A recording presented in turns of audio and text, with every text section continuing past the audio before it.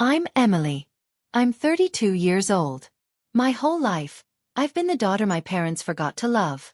Last October, I sent my family the most important invitation of my career. My father's response?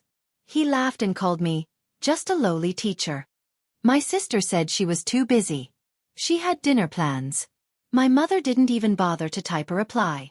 She simply liked my sister's message and moved on. I stared at my phone for a long time that night. Then I typed back 3 words. That's fine. But what they didn't know, what none of them could have predicted, was that 48 hours later, my father would be sitting in a crowded restaurant scrolling his phone when his face would turn white as a sheet. Because on that screen, in front of millions of viewers, was me. Before I continue, if this story speaks to you, please take a moment to like and subscribe, but only if you genuinely connect with it. Drop a comment below. Where are you watching from, and what time is it there? Now let me take you back 3 weeks before that night, to the day a single envelope changed everything. The autumn sun was setting behind Jefferson Middle School when I finished wiping down the last whiteboard. Room 214 had been my second home for 8 years now.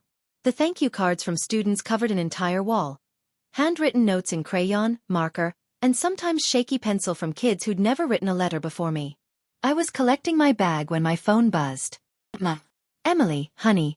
Just wanted to let you know Victoria won her case today. The big one. You know, the pharmaceutical lawsuit. I smiled genuinely. That's wonderful, Mom. Tell her I said congratulations. We're planning a dinner this weekend to celebrate. Your father is so proud. He's already called everyone. Her voice practically glowed through the speaker. That sounds nice. Oh, and before I forget, there was shuffling on her end. Actually, sweetie, I need to call Vicky back. She's waiting. We'll talk later, okay? Sure, Mom. I actually had something to. The dial tone cut me off. I stared at the phone. The screen faded to black. On my desk sat an unopened envelope, thick cream paper, official seal from the U.S. Department of Education. I'd been carrying it in my bag for 2 days, waiting for the right moment to share the news. I picked it up again, ran my thumb across the raised letters, National Teacher of the Year Selection Committee. Inside was an invitation that most educators never receive in their entire careers. I was one of 4 finalists in the country. The ceremony would be in Washington, D.C. The Secretary of Education would present the award. C-SPAN would broadcast it live. I looked at the thank you cards on my wall. At least someone thought I mattered. This wasn't the first time I'd been cut off mid-sentence. 3 years ago at my master's graduation, Dad and Mom arrived 2 hours late. Traffic, they said. But the next morning, I overheard Mom on the phone bragging to Aunt Patricia. We made it just in time for Victoria's Bar Association dinner last night. She looked stunning accepting that award. They'd left my ceremony early. They never told me. 2 years ago, on my 30th birthday, no one called. Not Dad, not Mom, not Victoria. 3 days later, Mom texted, "Oh, honey, was your birthday last week? Time flies. Let's do lunch soon." We never did. Last Christmas, Victoria announced her promotion to senior associate. Dad opened a bottle of his special occasion wine, the one he'd been saving for 15 years. When I mentioned that my students had raised enough money to buy new books for the school library, he nodded absently and asked Victoria about her bonus. I learned to stop expecting. But this letter, this was different. I read it again, slower this time. Dear Miss Carter, we are honored to inform you that you have been selected as a finalist for the National Teacher of the Year Award. Your nomination was submitted by a distinguished educator whose identity, per tradition, will remain confidential until the ceremony. A distinguished educator. Someone who believed in me enough to put my name forward for the highest honor in American education. My heart beat faster. Maybe this time would be different. Maybe if they saw the official invitation, the government seal, the words, Washington, D.C. and Secretary of Education, maybe then they would finally understand. I opened my family group chat and started typing. A week passed. I carried that invitation everywhere. In my bag, on my nightstand, in my heart. I read it so many times the creases started to wear thin. Finally, I decided it was time to tell my family. I rewrote that message 11 times. The first draft was too long, 3 paragraphs explaining what the award meant, how rare it was, how the Secretary of Education would be there. I deleted it. Too desperate. The second was too short. Hey, I'm up for an award. Want to come? That felt like I was already apologizing for asking. By draft 11, I'd stripped it down to the essentials. Hi everyone. I have some news. I've been selected as a finalist for the National Teacher of the Year Award. The ceremony is October 15th in Washington, D.C. It would mean a lot to me if you could be there. I've attached the official invitation with all the details. Love. Emily. I attached the PDF, the one with the Department of Education letterhead, the gold seal, the formal language about honoring America's finest educators. My thumb hovered over the send button. For a full minute, I couldn't press it. What if they said no? What if they laughed? What if they didn't respond at all? But what if, just this once, they showed up? I pressed send. Then I waited. I made dinner. Checked my phone. Graded papers. Checked my phone. Watched half an episode of something I don't remember. Checked my phone. Nothing. By midnight, the message showed read by all three of them. No response. I fell asleep with my phone on my pillow, the screen facing up. At 7:42 the next morning, I woke to a notification. My heart jumped. 3 gray dots appeared under Dad's name. He was typing. Finally. After all these years, maybe, the dots disappeared, then reappeared. Then a message popped up. Dad's message was 11 words. Just a lowly teacher's award. I'm not flying to Washington for that nonsense. I read it 3 times. Each time the words cut deeper. Just a lowly teacher. Before I could process, Victoria's response appeared. Sorry, Em. Mark and I have dinner plans that night. Can't cancel. It's important. You understand, right? Smiling face with smiling eyes. The emoji. She actually added a smiley face. I watched the screen, waiting for Mom to say something, to defend me, to suggest they reschedule dinner, to acknowledge that her daughter had achieved something most teachers only dream about. Instead, a small notification appeared. Diane Carter liked Victoria's message.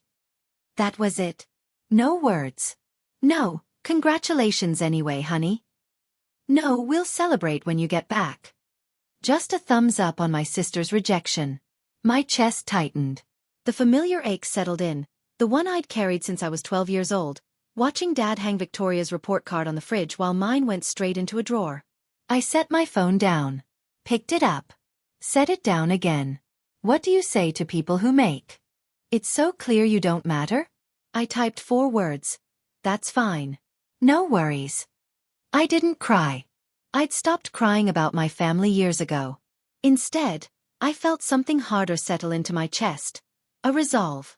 I would go to Washington alone. I would sit in that audience by myself. And whether I won or lost, I would know that I'd earned my place there. My phone buzzed again. Another message from Victoria. By the way, you should really think about a career change. Teaching isn't going anywhere. Just trying to help. I turned off my phone. That evening, I sat alone in my apartment. A 1-bedroom walk-up that Dad once called depressing, and Victoria described as quaint in a sad way. I stared at my master's degree on the wall. Summa cum laude. 3 years of night classes while teaching full-time.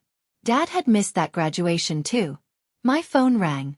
I almost ignored it, but the caller ID said, Grandma Martha. I answered instantly. Emily, sweetheart. Her voice was warm, steady, everything my parents' voices weren't. I heard about the nomination. I paused. How did you? Oh, word travels in education circles.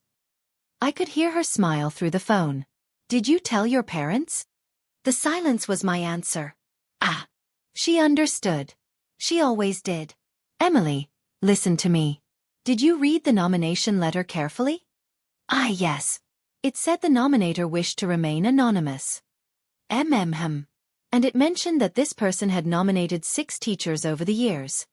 My breath caught. How do you know what the letter says? Grandma Martha had been a principal for 35 years.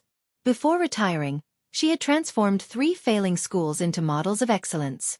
In education circles, her name carried weight I'd never fully understood. Let's just say I have old friends on the committee. Her voice softened. Emily, I'll be at the ceremony. I wouldn't miss it for anything. Grandma, you don't have to fly all the way to. I'll be there. Her tone left no room for argument. And Emily, don't worry about your parents. The truth has a way of finding people. Sometimes when they least expect it. What do you mean? She paused. Just focus on your speech, sweetheart. I'll see you in Washington. The call ended. I stared at my phone. Heart racing. What did she know that I didn't? 2 days before my flight to Washington, Mom called.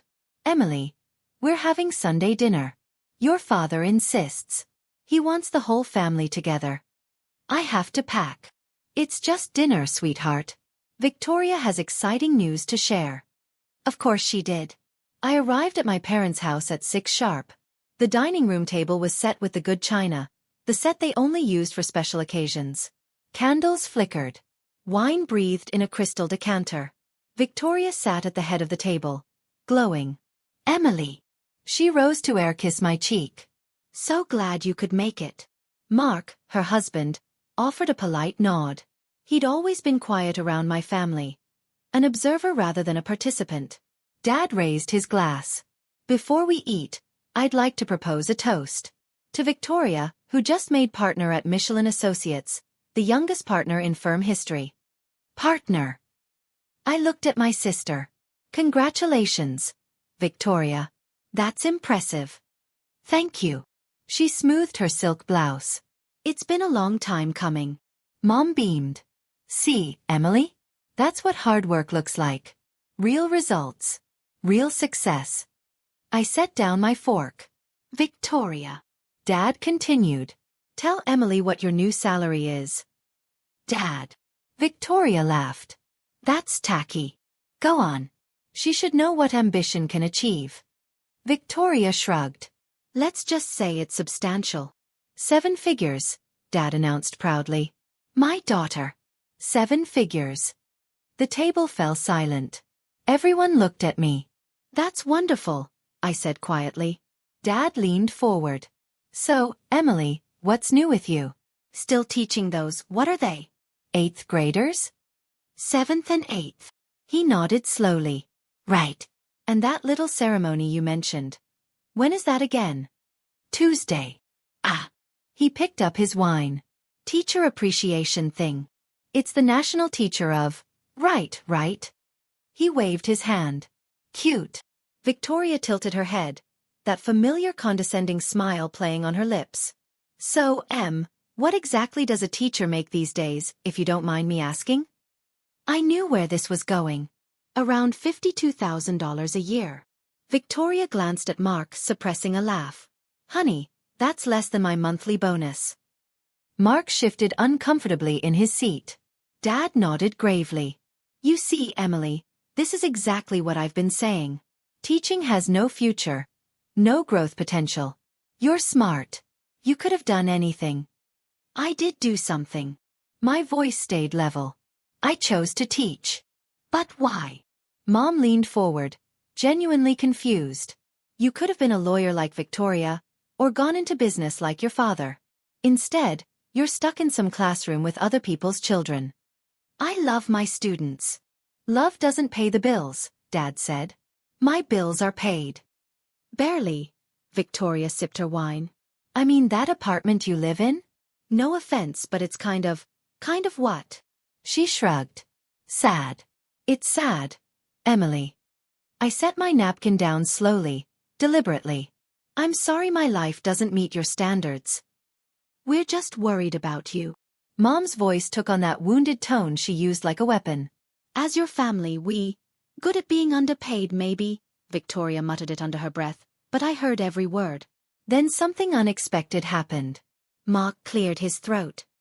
He leaned toward me, his voice low enough that only I could hear.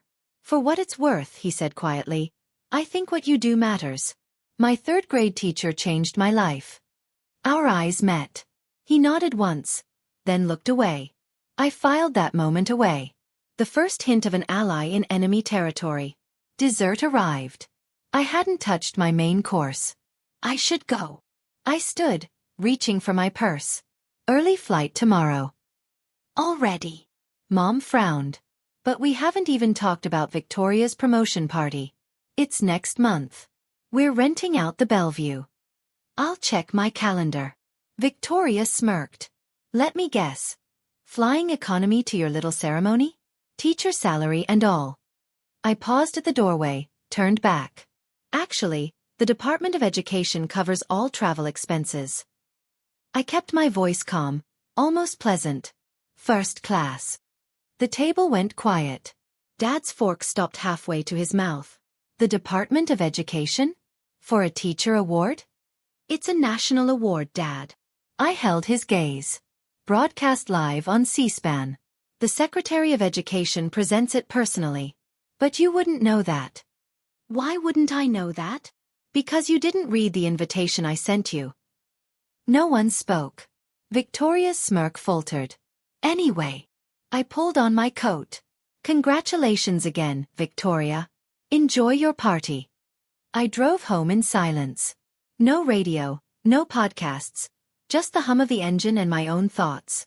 At a red light, my phone buzzed. An email notification. Miss Carter. This is Sarah Mitchell from CNN Education Desk. We would like to request a brief interview before Tuesday's ceremony. Your nomination has generated significant interest. Please confirm your availability at your earliest convenience. CNN. I read it twice, 3 times. My family thought I was going to some little ceremony. A pat on the back, a participation trophy. They had no idea. And for the first time, I realized I didn't want to tell them.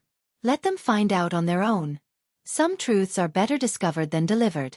Monday morning, my suitcase sat by the door.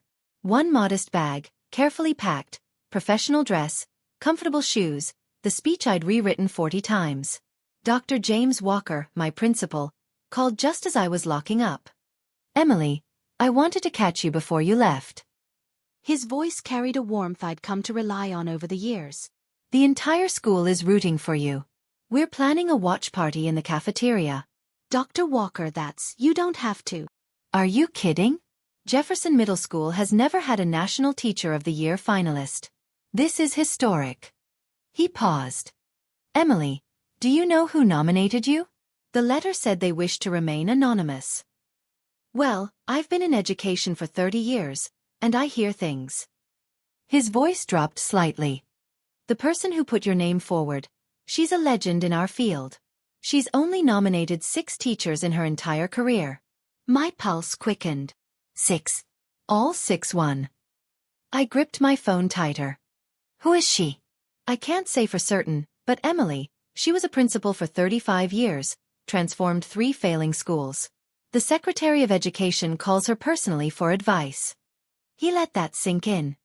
Whoever nominated you didn't do it lightly. They saw something extraordinary. Dr. Walker, go to Washington. Hold your head high. And Emily. His voice softened. Your family may not understand what you've built, but we do. Your students do. And that matters. I hung up, my mind racing. A woman. A legendary educator. 35 years as a principal. It couldn't be. My phone buzzed. A text from Grandma Martha. Safe travels, sweetheart. Can't wait to see you tomorrow. I have a few old friends who are very eager to meet you. Old friends. What was she planning? The flight to Reagan National was surreal. First class meant champagne before takeoff, seats that reclined fully, a flight attendant who called me Ms. Carter like I was someone important. I wasn't used to being treated like I mattered. A black car waited at arrivals. The driver held a sign with my name. He took my bag, opened my door, and drove me to the Willard Intercontinental, a hotel I'd only ever seen in movies about presidents and power brokers. The lobby gleamed with crystal chandeliers, marble floors, staff in crisp uniforms who greeted me by name. Miss Carter. Welcome. Your suite is ready. If there's anything you need, anything at all, please don't hesitate. Suite. Not room. Suite. I met the other 3 finalists at the reception that evening. Michael Torres from New Mexico, a science teacher who'd built a robotics program in an underfunded district. Priya Sharma from Michigan, an ESL teacher helping immigrant children find their voice. David Okonkwo from Georgia, a special education teacher who developed new techniques for nonverbal students. We were all nervous, all humbled, all slightly overwhelmed. Can you believe this? Priya whispered, gesturing at the room full of education officials and policymakers. Yesterday I was grading spelling tests. Michael nodded. My principal had to convince me the nomination letter wasn't a scam. We laughed, the relieved laughter of people who'd spent their careers being underestimated. Then someone handed me a program for tomorrow's ceremony. I scanned the list of attendees, committee members, education secretaries from 12 states, university presidents. Then I saw it, guest of honor, Martha Reynolds. Not guest, not attendee, guest of honor. My grandmother wasn't just coming to support me. She was being honored herself. What had she done? What was happening tomorrow? I found her in the hotel lobby the next morning. Grandma Martha sat in a wingback chair by the window, morning light catching the silver in her hair. At 84, she still carried herself like the principal she'd been, straight-backed, sharp-eyed, commanding respect without demanding it. She rose when she saw me. Her embrace was fierce. "My girl," she whispered. My brilliant, beautiful girl. Grandma. I pulled back, searching her face. "What's going on? Why are you the guest of honor?"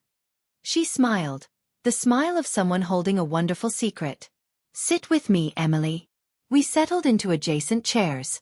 She took my hands in hers. "I've been watching your career since the day you stepped into your first classroom." Her eyes glistened. "Every student you saved. Every parent who told me how you stayed late to help their child. Every colleague who said you made them want to be a better teacher. You collected stories about me?" I collected evidence. She squeezed my hands. "Emily, 6 years ago, I wanted to nominate you, but you weren't ready. You hadn't found your voice yet. So I waited." My throat tightened.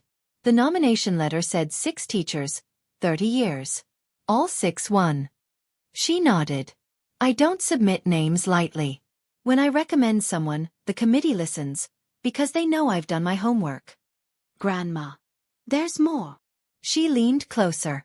"Tonight, during the ceremony, a former student will speak about each finalist. I arranged for one of yours to be here. Someone whose life you changed." Who? You'll see. Her eyes sparkled. "And Emily, don't worry about your parents. They'll see the broadcast. The whole country will. And when they do, they'll finally understand what they've been too blind to notice." She kissed my forehead. "Now, go practice your speech. You're going to need it." While I was preparing in Washington, 300 miles away in Philadelphia, my sister was having lunch.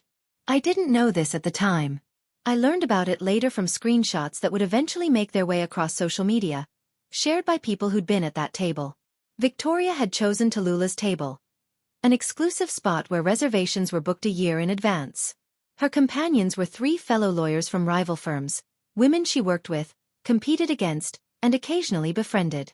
One of them, Megan Cross, glanced up from her salad. "Hey, isn't your sister a teacher? I saw something online about a national awards ceremony today." Victoria waved dismissively. "Oh, that. It's just some teacher appreciation thing. You know how those are, everyone gets a trophy. But National Teacher of the Year?" Another woman, Joanna Price, looked skeptical. "That sounds pretty significant." "Please." Victoria laughed. "It's not like she's winning a Nobel Prize. It's just teaching." Megan and Joanna exchanged glances. "Teaching is actually really hard," Megan said carefully. "My son's 3rd-grade teacher basically saved his life." Victoria sipped her wine. "I'm sure Emily's fine at what she does, but let's be honest, if she had real ambition, she wouldn't have settled for a $50,000 salary and a classroom full of other people's children." The table went quiet. What Victoria didn't know, what no one at that table told her, was that Joanna Price wasn't just a lawyer. Before pivoting to law, she'd spent 5 years as an education reporter for the Philadelphia Inquirer. She still had contacts there. And she had her phone out, typing notes about the conversation. Some people dig their own graves with their words. They just don't realize it until the dirt starts falling. That evening, October 15th, 6:47 p.m. Eastern Time, the Carter family arrived at Parc Brasserie, a French restaurant on Rittenhouse Square. Victoria had reserved the best table. Window view, white tablecloth, a bottle of Dom Perignon chilling in a silver bucket. To Victoria. Dad raised his glass. Partner at 36. I couldn't be prouder. To Victoria, Mom echoed, her diamond earrings catching the candlelight. They clinked glasses, laughed, ordered appetizers that cost more than I made in a day. This is how you celebrate real achievements, Dad said, leaning back in his chair. Not some certificate ceremony in a high school gym. Victoria smiled. Speaking of which, isn't Emily's little thing happening right now? Mom checked her watch. I suppose.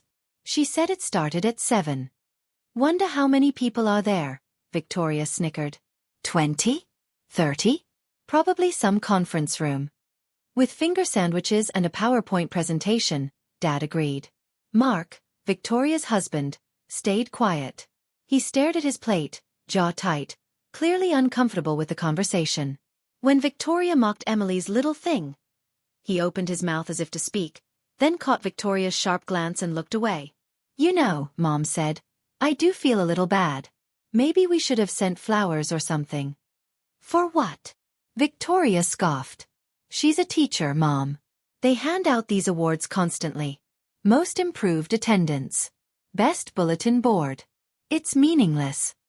Still, she's my daughter. And she chose her path. Dad's voice hardened. We've offered her opportunities. She rejected every one. If she wants to waste her potential playing kindergarten, that's her choice. Mark cleared his throat. Actually, I think it's 7th and 8th grade.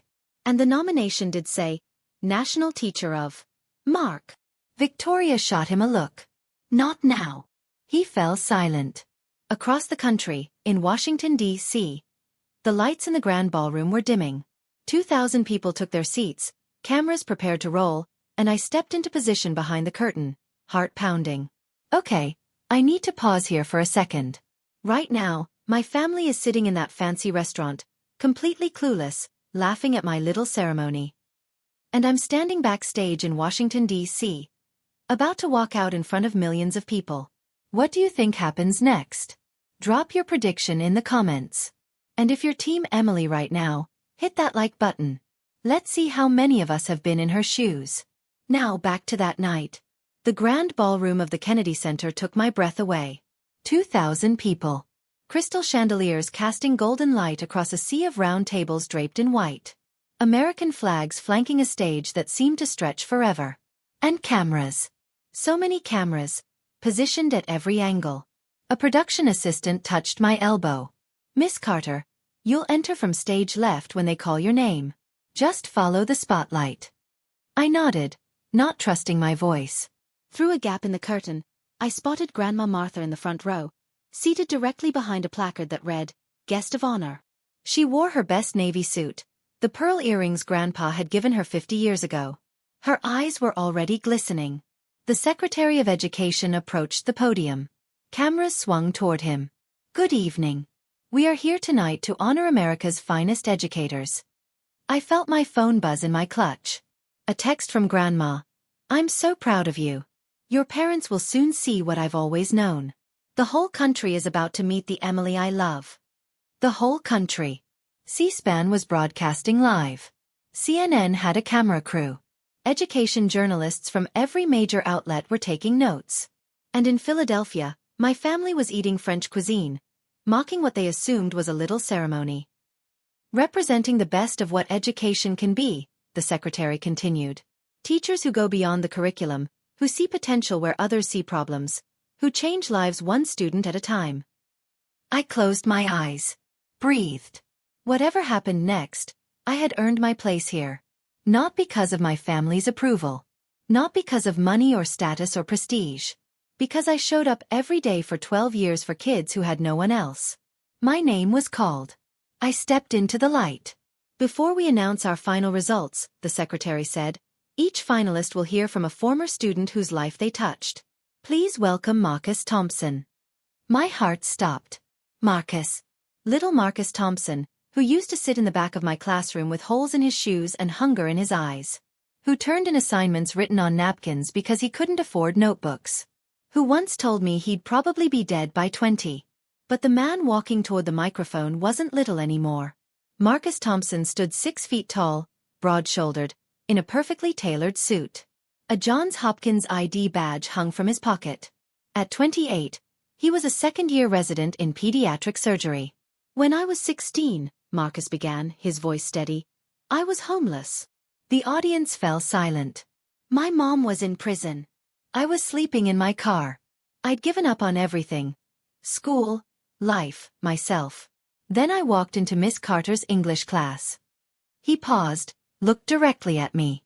She noticed things, that I was always hungry, that I wore the same clothes every day, that I flinched when people moved too fast. His voice cracked slightly. She never announced it. She never made me feel like a charity case. She just helped. I felt tears building. She bought me food, drove me to scholarship interviews, stayed after school for hours helping me with my college applications. When I got into Johns Hopkins, Miss Carter was the first person I called. Not because she was my teacher. Because she was the first adult who ever believed I could be something. Marcus wiped his eyes. Miss Carter didn't save my life with big gestures. She saved it with small acts of kindness every single day. I'm a doctor today because of her. The audience rose to their feet. 2,000 people standing, applauding for me. The applause faded. The Secretary of Education returned to the podium with a cream envelope in his hands. The selection committee has reviewed hundreds of nominations from across the nation. The 4 finalists you've seen tonight represent the absolute best of American education. He paused. But only one can receive our highest honor. I couldn't breathe. Beside me, Priya Sharma gripped my hand. Michael Torres closed his eyes. David Okonkwo whispered what sounded like a prayer. The secretary broke the seal. The 2024 National Teacher of the Year is... Silence. 2,000 people holding their breath. Emily Carter from Philadelphia, Pennsylvania. The room exploded. I didn't move. Couldn't move. Priya had to physically push me forward. Go. She laughed through tears. Go. The walk to that stage felt like a dream. Lights blurring, applause thundering, faces smiling. 2,000 strangers on their feet, celebrating a teacher from an underfunded middle school who'd simply refused to give up on her kids. The secretary shook my hand. Cameras flashed. In the crowd, I spotted Marcus. He was crying openly now, clapping so hard his hands must have hurt. Our eyes met. He mouthed 2 words. Thank you. No. Thank you, Marcus, for becoming proof that what I do matters. Someone handed me a crystal trophy, so beautiful I was afraid to hold it. Congratulations, Miss Carter. The secretary leaned close. Your grandmother is a force of nature. She's been telling everyone you'd win for months. I looked out at the audience, found Grandma Martha in the front row. She was sobbing openly, joyfully, her hands clasped together as if in prayer. I had never seen her cry before. At the bottom of the screen, a CNN cheer-in appeared. Breaking. Philadelphia teacher Emily Carter named National Teacher of the Year. Nominated by legendary educator Martha Reynolds. Millions of Americans saw that headline, including, though I didn't know it yet, 3 people in a French restaurant who had just ordered dessert. Philadelphia, 7:52 p.m. Richard Carter wiped his mouth with a linen napkin and reached for his phone. A habit, checking stocks, scrolling news, staying connected to the world that mattered. A CNN notification sat at the top of his screen. Breaking. Philadelphia teacher wins prestigious national award. He almost scrolled past it. Philadelphia had thousands of teachers. What were the odds? Then he saw the photo. His hand froze. The image showed a woman on stage shaking hands with a man in a dark suit. Behind them, an enormous screen displayed the words, National Teacher of the Year 2024. The woman was his daughter. Richard. Diane noticed his expression. What is it? Bad news from the market? He couldn't speak. He held out the phone with a trembling hand. Diane took it, squinted at the screen. Her face went pale. That's Emily. What? Victoria grabbed the phone. Her wine glass tipped. Red liquid spread across the white tablecloth. No, that can't be. She said it was just a small ceremony. The Secretary of Education, Dad whispered. She's shaking hands with the Secretary of Education. Mark leaned over to look. His expression was unreadable. CNN, he said quietly. That's CNN's camera. This is being broadcast nationally. Victoria scrolled frantically. More photos. Emily at the podium. Emily receiving a crystal trophy. Emily surrounded by applauding dignitaries. And then the video. A young black man at a microphone, tears streaming down his face. Miss Carter didn't save my life with big gestures. She saved it with small acts of kindness every single day. Oh my God. Victoria's voice was barely audible. This is actually a big deal. The restaurant continued around them. Waiters moved. Diners laughed. Music played. The Carter family sat frozen in the middle of it all. Back in Washington, I stood at the podium, clutching my trophy, looking out at 2,000 faces waiting for me to speak. The teleprompter was ready. I'd written a safe speech, statistics about education funding, platitudes about the importance of teachers. I ignored it. Growing up, I began, my voice surprisingly steady, I was told that teaching was not a real career.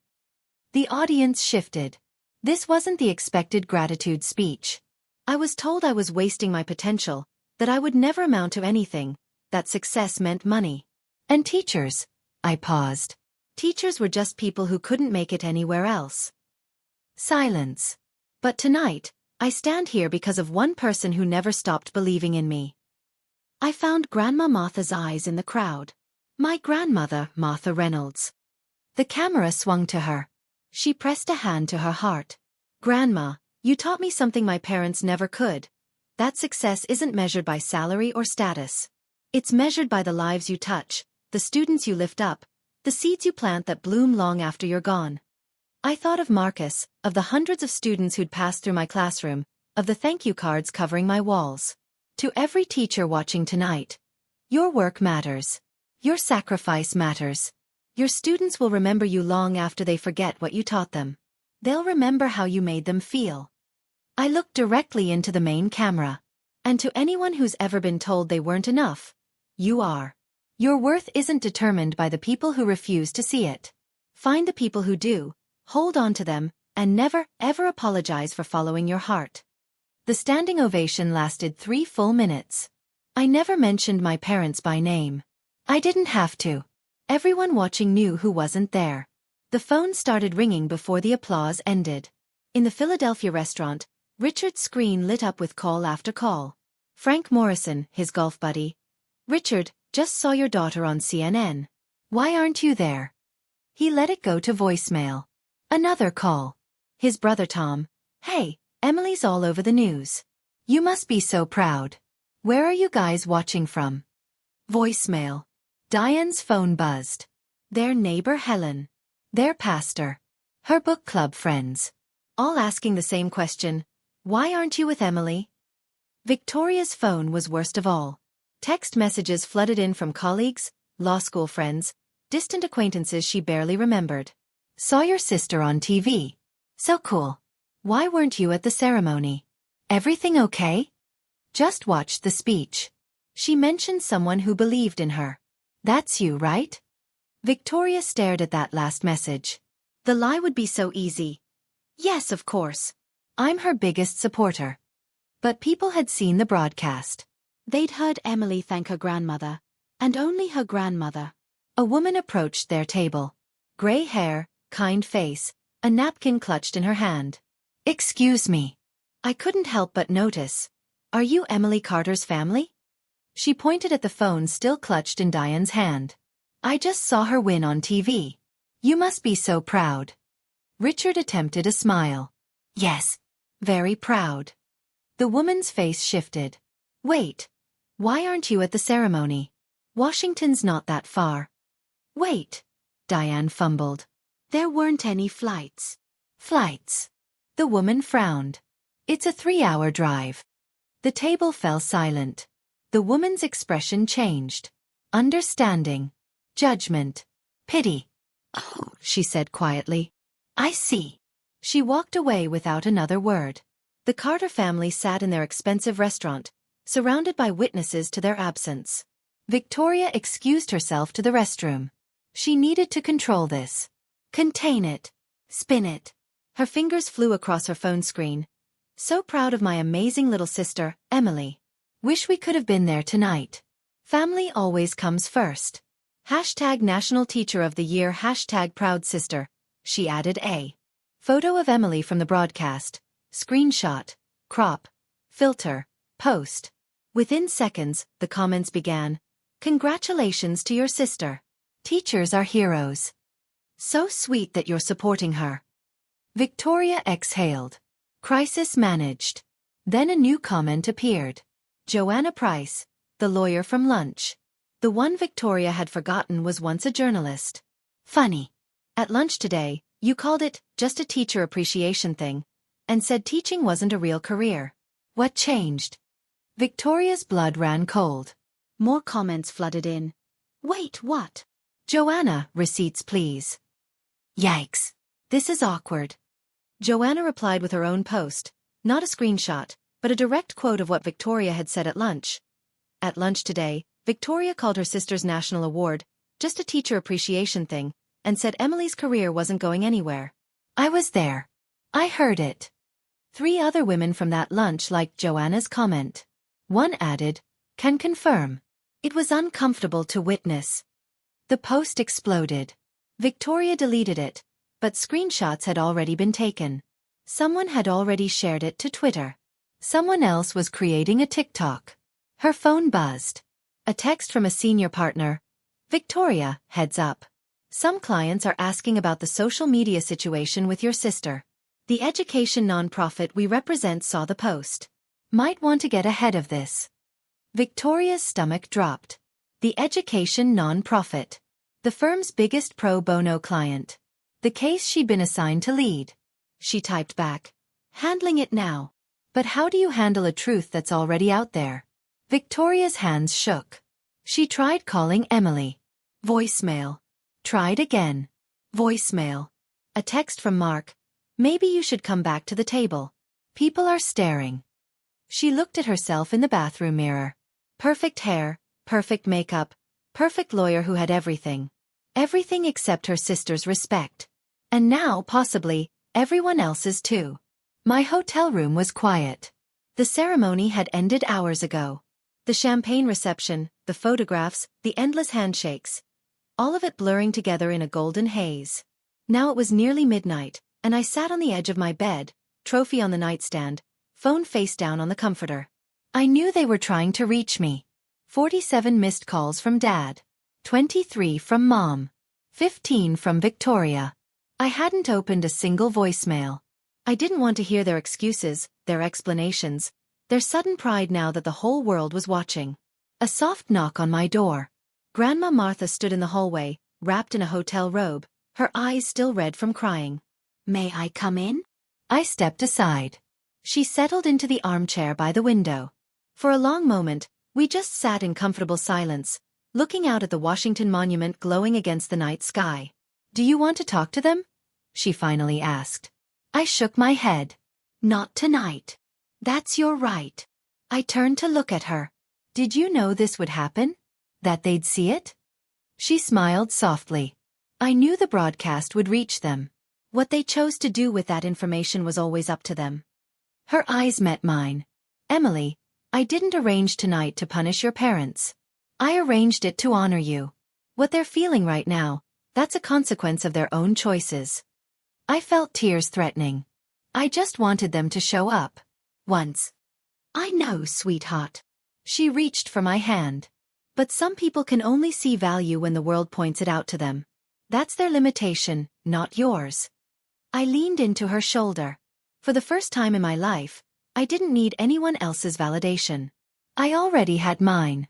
1 week after Washington, the fallout continued. Richard Carter walked into his regular Tuesday golf game at Marion Golf Club. 4 men he'd known for 30 years, colleagues, friends, men who respected him.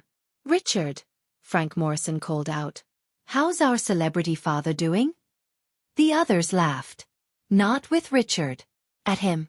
I heard you missed the ceremony because you were too busy. Tom Hartley adjusted his glove. Busy doing what? Eating French food? Richard's face reddened. That's not. We had a prior commitment. To celebrate your other daughter, Jim Patterson shook his head. Meanwhile, Emily is shaking hands with cabinet members on national television. Hell of a prior commitment, Rich. Diane fared no better. At her book club that Thursday, the women who normally discussed Oprah's latest pick spent the first 20 minutes discussing Emily's speech instead. That line about finding people who believe in you, said Margaret Sullivan. So beautiful. Were you there when she said it? Diane stirred her tea. We watched from home. From home. Patricia Wells raised an eyebrow. But it was in Washington. That's only a few hours away. We couldn't get flights. Flights. Helen Moore laughed. Diane, you can drive there. Richard drives to New York for golf tournaments. The women exchanged glances, the kind that communicated volumes without words. Diane set down her teacup and left early. But the worst was reserved for Victoria. The screenshots had spread. Legal Twitter had opinions. A local newspaper ran a small piece. Lawyers' lunch comments about teacher sister go viral. The following Monday, Victoria was quietly removed from the education nonprofit case. It's not punishment, her supervising partner said. It's optics. The client specifically requested a different attorney. No one mentioned the social media post directly. They didn't have to. Victoria's path to equity partner wasn't blocked. But she'd learned something important. Reputation isn't just about winning cases. It's about who people believe you are when no one's watching. Actions have consequences. Sometimes they just take a week to arrive. Quick pause. I want to hear from you. Have you ever had a moment where your family finally had to face the consequences of how they treated you? I know I'm not alone in this. Comment below with your story. I read every single one. And if you're still here, thank you. We're almost at the end, and trust me, it gets better. Hit subscribe if you haven't already. Now, let's continue. 2 weeks after Washington, I agreed to dinner at my parents' house. Not because I wanted to, because I was ready.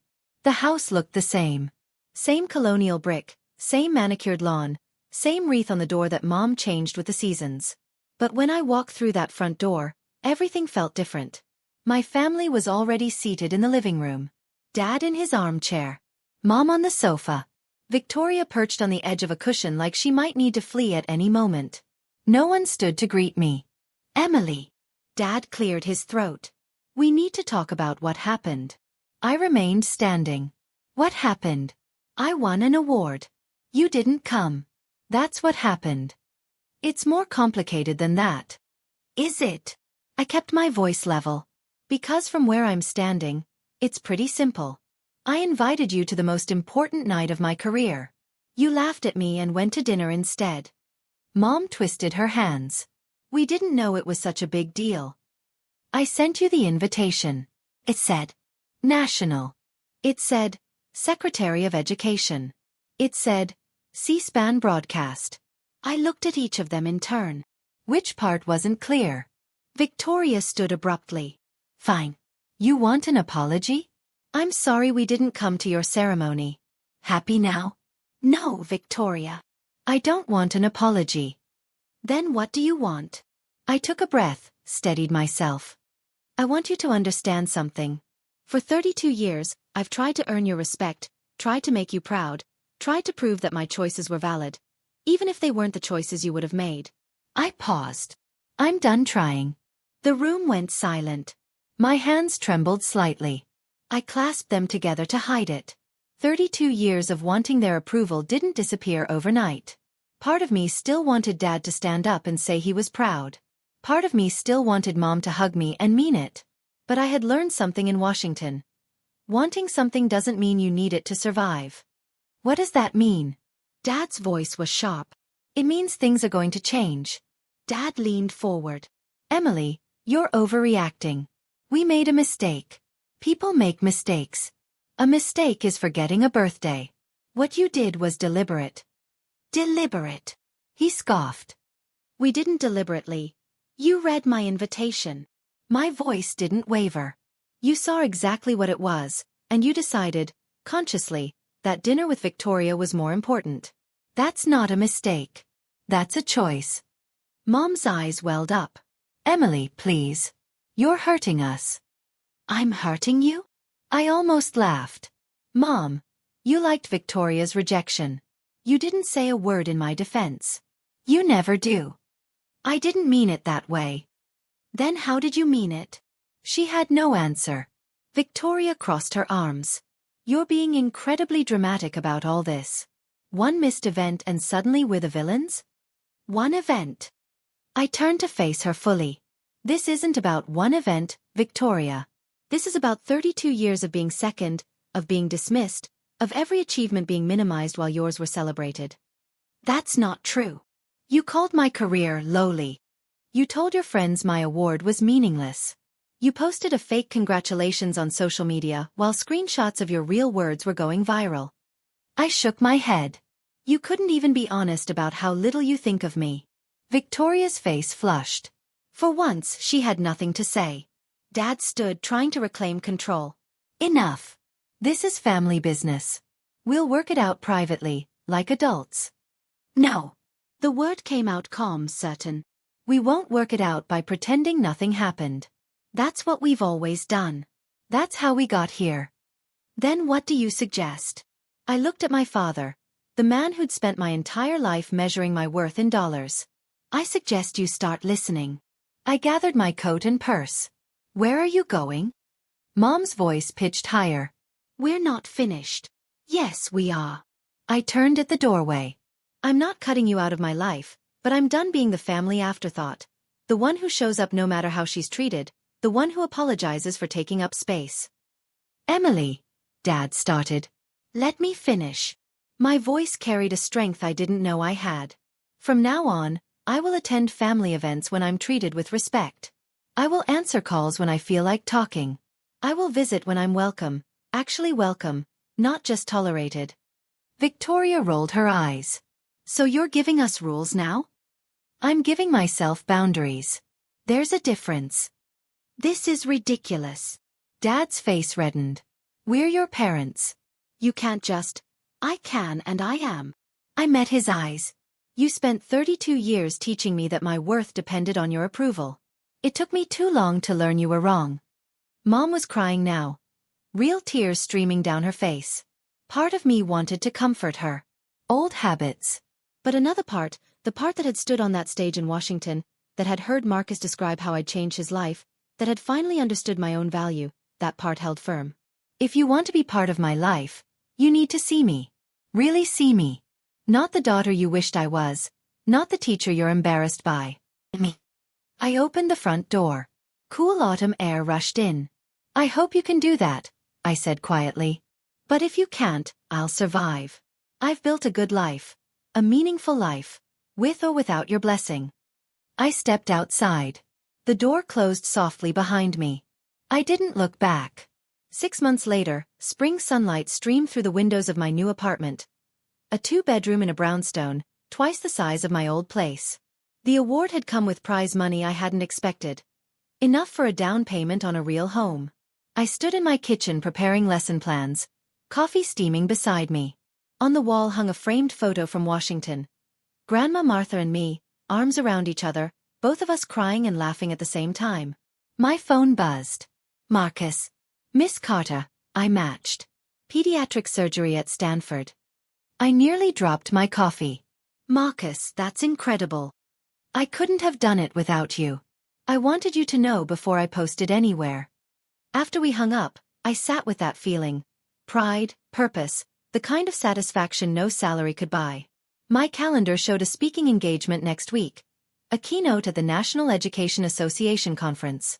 3,000 teachers from across the country coming to hear me talk about finding meaning in work that matters.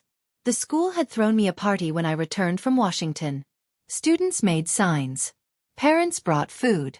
Dr. Walker presented me with a plaque that now hung in room 214. In April, I was invited to the White House. The president himself shook my hand in the Rose Garden. A tradition for National Teachers of the Year. Thank you for what you do, he said. I thought about my father, who once called my career lowly. I wondered if he was watching. Me, Emily Carter from Philadelphia. Shaking hands with the First Lady of the United States. My family still called sometimes. Mom more than Dad. Victoria rarely. I answered when I felt like it. That was the difference. I no longer waited by the phone hoping for their approval. I no longer adjusted my life around their opinions. I had found my people, my purpose, my peace. That was enough. That was everything. On my desk sat a letter from the Department of Education. They wanted to film a short documentary about Grandma Martha and me. 2 generations of educators, the legacy we'd built. Beside it was a small envelope, cream-colored, no return address, but I recognized the handwriting. Dad's. I opened it slowly. Emily, I was wrong. About your career, about what matters about you. I don't expect forgiveness. I just wanted you to know I'm sorry. Dad, I read it twice. Set it down gently. 6 months ago, this letter would have meant everything. I would have called immediately, rushed over, rebuilt bridges that were never really there. Now I felt something different. Not anger, not vindication. Peace. I would respond eventually, when I was ready, on my terms. Outside my window, spring was awakening. Cherry blossoms. Fresh. Starts, the cycle of renewal that teachers understand better than anyone. Every September. A new beginning. Every class, a chance to change lives. I thought about that night in the restaurant. Dad's face going white. The phone calls flooding in. The moment they finally saw what I'd been all along. But here's what I learned. I didn't need that moment for myself. I already knew my worth. Sometimes the people we love most are the last to see us clearly. Sometimes they never do. And that has to be okay. My grandmother once told me that the best teachers don't teach subjects. They teach students. They see potential where others see problems. They plant seeds that bloom long after they're gone. I understood now. She'd been teaching me all along. Not just how to be an educator. How to be myself. And that, in the end, was the only lesson that mattered. Looking back, here's what this journey taught me. First, your worth is not determined by the people who refuse to see it. Find those who do and hold them close. Second, walking away isn't giving up. Sometimes it's the strongest thing you can do. Boundaries aren't walls. They're bridges to healthier relationships. And third, the best revenge isn't dramatic. It's living well, authentically, and on your own terms. If my story resonated with you, I'd love to hear yours. Drop a comment below and share a moment when you finally chose yourself over someone else's expectations. And if you want more stories like this, there's a video in the description I think you'll love. Thank you for staying until the end. See you in the next one.